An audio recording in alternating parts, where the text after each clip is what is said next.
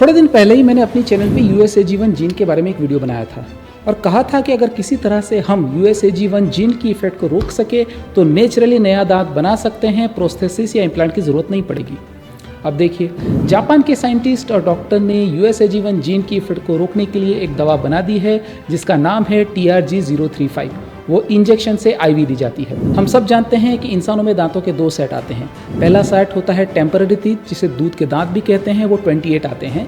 उसके बाद जो परमानेंट टीथ आते हैं वो 32 होते हैं। अब परमानेंट टीथ में से आपका कोई दांत खराब हो गया, सड़ गया या निकाल देना पड़ा तो फिर वो नया नहीं आता है, आपको इम्प्लांट या प्रोस्थेसिस लगाना पड़ता है। ऐसा USAG1 जीन की इफेक्ट की वजह से होता है, क्योंकि हमारे जड़वे में दांतों के तीसरे सेट के टूथ भी होते ही हैं। तीसरे सेट में दांत आ सकते हैं, USAG1 जीन उसको रोकता है। TRG035 करता क्या है कि USAG1 जीन की इफेक्ट को रोक लेता है, तो टूथ बड्स में से नया टूथ नेचुरली जनरेट हो जाता है।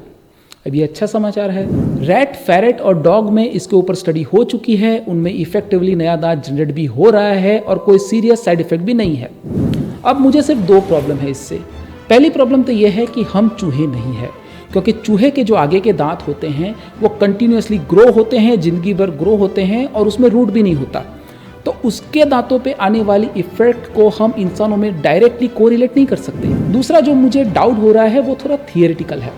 देखिए, अगर आप USAG1 जीन की इफेक्ट को रोकते हैं तो सारे ही टूथ बड्स एक्टिवेट हो जाने चाहिए ना, पूरे 32 के 32, तो आपके सारे ही नए दांत आ जाएंगे 32 के 32।